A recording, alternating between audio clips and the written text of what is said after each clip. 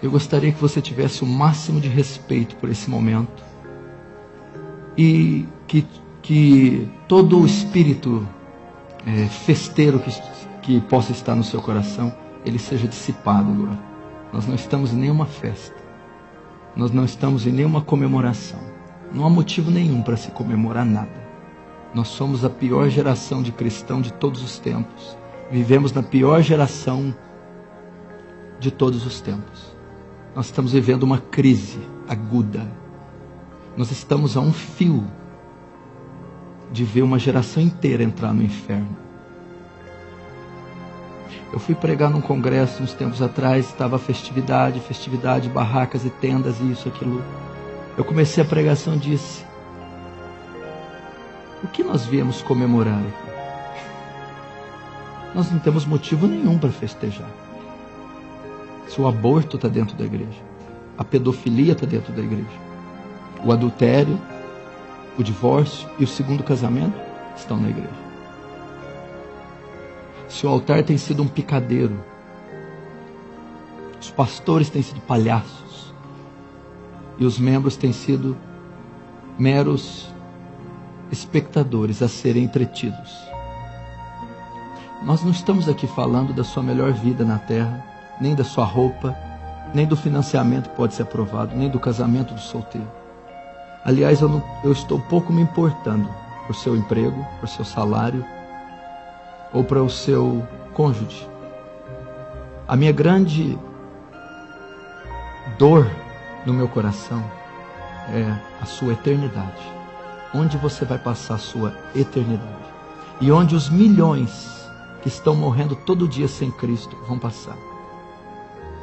Se Deus não tiver misericórdia dessa nação, ela vai sofrer um juízo que nós nunca vimos antes. Hoje nós contamos com quase 50 milhões de evangélicos no Brasil. E a nossa nação nunca foi tão corrupta como ela é. Nós tivemos nesse ano, 2013, um dos piores anos que a sociedade brasileira já presenciou. Liderado por esse governo fascista, comunista, ditador, anti-Deus, anti-família. Esse governo pró-aborto, pró-pedofilia, pró-homossexualismo. Nós estamos vendo um câncer se instalar nessa nação sem precedentes. E que coisa paradoxal, né? E no momento onde a igreja evangélica atinge o seu maior contingente. Se você estudar os avivamentos de todos os séculos, começando de Atos, o avivamento resultava na transformação da sociedade. Onde há avivamento, onde há conversão, a criminalidade baixa, o uso de drogas diminui, a gravidez no tempo de solteiro, os divórcios, a inadimplência. É assim e sempre foi na história. Agora o avivamento brasileiro está promovendo o pecado. O avivamento brasileiro está promovendo a iniquidade e a injustiça. Tudo porque alguns falsos pastores, com as suas falsas igrejas, pregam um falso evangelho e produz falsos crentes. Tudo porque nós temos ajuntamentos inteiros de bodes sendo liderados por lobos com o nome de igreja. Isso não são igrejas. São centros de celebração da carne. São centros de adoração a Satanás. Pastor, você está pegando muito pesado, não é assim? Apocalipse, capítulo 2 em diante, as 7 igrejas da Ásia, sinagoga do diabo e trono de Satanás. Eu subo aqui com dor no meu coração. Apesar de muitos julgarem mal as minhas intenções, me acharem um pouco ríspido, agressivo, e realmente eu sou ríspido, agressivo. Muitas vezes sou frio, mas por trás disso esconde um homem sensível, frágil, amoroso, brincalhão e muito quebrantado. E eu subo aqui com dor no coração de saber o estado que está a igreja. E eu vou dizer para você, não vai haver avivamento. Pelo menos por um bom período de tempo. Até que sejamos batizados no Getsemane, não vai haver avivamento. Não existe avivamento sem dor. Não existe avivamento de oba-oba. O avivamento não pode ser programado. O avivamento não pode ser comprado. O avivamento é quando o coração é rasgado e não as vestes.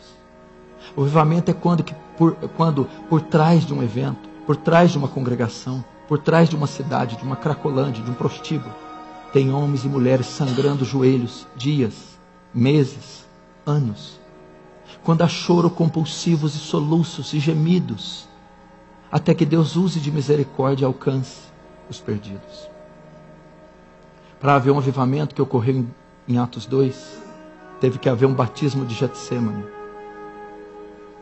Teve que haver um homem agonizando até a morte. Ele disse: a minha alma está profundamente triste até a morte. É muito triste o que nós estamos assistindo, meu irmão. Nós não estamos assistindo um jogo de marketing, uma disputa de congregações, de placas denominacionais apenas. Não estamos assistindo esses palcos e esses pop e mega stars se apresentando apenas. Nós estamos vendo lobos devorarem rebanhos inteiros e mandá-los para o inferno. Realmente a igreja evangélica prosperou, ela tem o ouro e a prata. Mas ela não tem o que Pedro tinha. E o que Pedro tinha não era o levanta e anda. Pedro tinha o evangelho da graça. Pedro tinha a paixão por Cristo. Pedro tinha o novo nascimento em Cristo. Essa é a maior dor. Você já avaliou o preço de uma alma? Salmos diz que a redenção da alma é caríssima, ninguém pode pagar. Que uma alma vale mais que o mundo todo. E elas estão indo as multidões e as centenas e milhares ao inferno. E nós precisamos fazer algo. Eu não estou aqui descartando a soberania de Deus, nem crendo que nós podemos dar uma ajuda para Deus e dar uma mãozinha para Ele.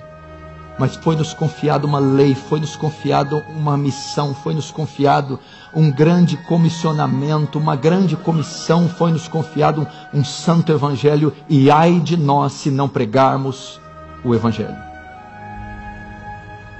E eu gostaria de compartilhar essa dor com você, e gostaria que você sentisse a mesma coisa, que você sentisse o peso do que é a vida cristã. A responsabilidade que é ser cristão. Você é embaixador de Cristo. Você é representante do céu. Você representa o santo evangelho. Então você tem uma responsabilidade muito grande sobre você.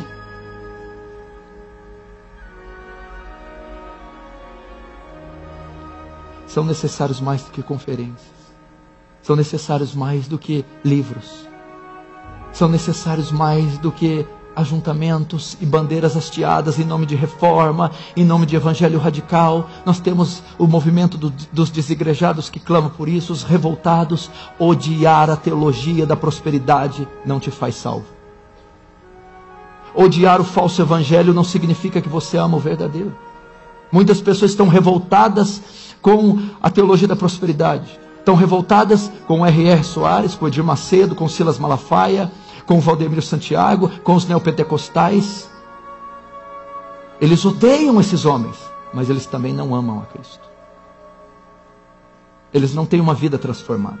O que justifica não é o ódio pelo errado, o que justifica é a fé em Cristo Jesus, mediante a regeneração operada pela graça. Pessoas se agarram no evangelho radical só porque não tem outra coisa para se agarrar. Só porque querem revolta, querem baderna, desordem, querem ir às ruas, querem protestar. Não era assim com os zelotes. Não era assim com os discípulos de João Batista. Não era assim com o grande número que andava com Paulo. Depois, Demas me abandonou, amando o presente século. Precisamos de paixão, igreja. Precisamos de nossas vísceras se comoverem. Precisamos conhecer o Deus homem de Nazaré. Precisamos amar a Deus com ardente amor e devoção. Precisamos sair desse lugar impactados, não apenas com conhecimento literário, teológico, histórico, não apenas com surtos emocionais, mas com consciência da verdade, com consciência do perigo iminente que a nação sofre, conscientes da responsabilidade que cada um essa noite tem.